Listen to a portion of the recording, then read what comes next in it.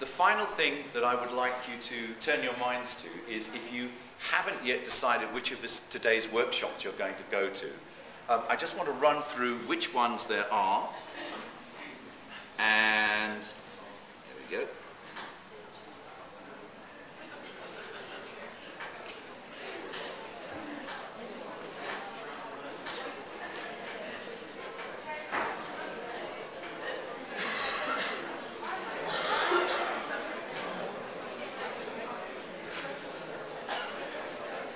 Okay, here we go. Whoop. If anybody would like to come, I've put my own one first, which is a bit mean. Justin Luca, who is incredibly able in terms of IT and web design, this is one of the things we're going to do that's going to be different this year. We want to offer you some sort of online support. The bad way of us devising that would have been to us to go into a huddle and say, I wonder what they want, and then come up with what we imagine that they want. We're going to spend an hour today with anybody who'd like to join us, trying to sort out the sorts of things we might have. If you know of a fabulous website that you think is really, really good, or if you know of something that you make use of that you think would be good in this context, please come to that meeting. We'll be devising this and advertising it. It's not something that we're just going to put there and leave, which is unlike the brief, which we are going to put there and leave. This is something that's going to develop over the time as you're doing this work. We've never done this before. It's an experiment. It might not work. But if you'd like to contribute to that, please come to room 103 in about 20 minutes, quarter of an hour. So that's one. Lynn Jones is a furniture designer. She's been in this university for some years. She is a very, very lively, intelligent person, and she spent a lot of time thinking about the problems attached to designing a breastfeeding chair. If you are not in furniture, this could still be for you, because the principles apply to any form of design. What she's going to talk about is how doing really well thought out research led her to come up with a really good design. And the way that she organized her thinking about the research she was doing was to write a study a bit like what you're going to write now. So she's a very, very valuable person to listen to, and she is in room 307 between 2 and 3. Tin Can Telephone. Some of you may have gone to Sarah's first session at 9 o'clock. Those of you who did have already told me that it's a very valuable thing. This is a way of thinking your way through about how you might organize your thoughts. And if you're sort of unclear about what it is that you might do, this could be very valuable. There are 2 more sessions, one in a quarter of an hour and one at 12 o'clock in room N314. Okay? Now, I don't know whether this is going to work. It did the other day, but it doesn't now. Okay, this is Daniel, what's his name? David Rousewell. And he's a graphics student. And yesterday, when I dropped this movie clip in, it worked. But I'll just have to do the voice now. This is me being Dave Rousewell.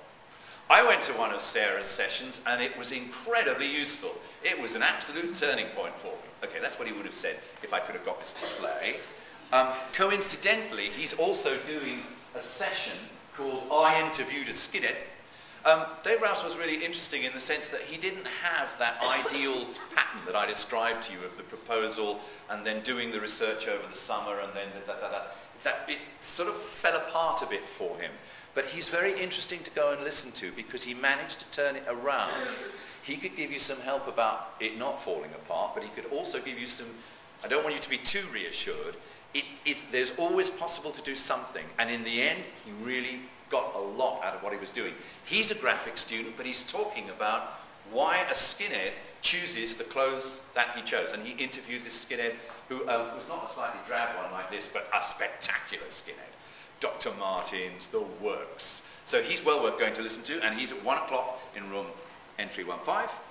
And not finally, I don't think it's finally, I just want to say a word about dyslexia. Any of you who are already receiving dyslexia support because you have dyslexia will know what a fantastic level of support can be offered to you if you make yourself known. The purpose of the support is not to give anybody an advantage. What it does is evens the playing field, so that if you have dyslexia, this is no harder for you than it would be for somebody without dyslexia. I am now addressing a message to anybody in this room who has a nagging doubt about whether they have dyslexia or not. Now is the time to sort it, not later on. You may have been managing a bit. Go and find out now, because the level of support you can get is really fantastic. If you want to do something about it today, Julia Oldham, Julia Oldham will be in her office, which is N111F, which she says is just over the SU bar. That service is fantastic.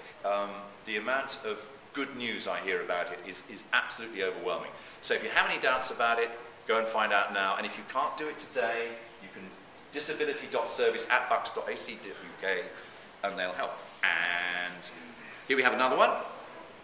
These two knitted textiles designers are going to talk about their research and how it informed their development as practitioners. And they're also going to be, now I think Ernest Ryle is supposed to be in there somewhere. Oh, there we are.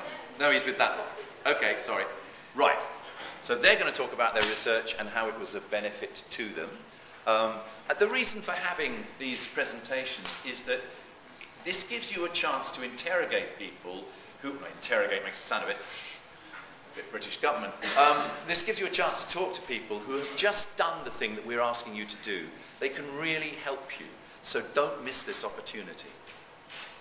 And then another session, similar sort of principle, Ernest Ryle, who's a conservator of furniture, and he's writing a PhD. He's got interesting stuff.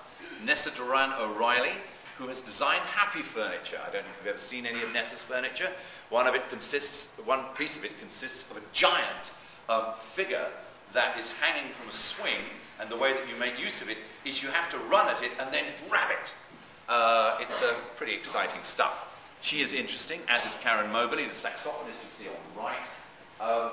Karen just did the postgraduate furniture course, and she told me yesterday that the work that she did on that course has led to her having a manufacturing contract, and the stands that she's doing are going to be marketed in 4 countries later this year. It's a success because she did the research, and then she was able to be persuasive when she was facing industry, because she could confidently point to the work that she'd done, how well she understood the thing that she was pitching. And that's it. Now, it's almost inevitable that you're going to have some questions that arise out of today. It would be strange if you didn't. I'm happy to field any now if anybody would like to ask them. I appreciate time is ticking on and you may want to get onto those sessions. If you have any questions connected with this aspect of your course, please email me and I will do my best to answer them. Thank you very much. If you have not, please.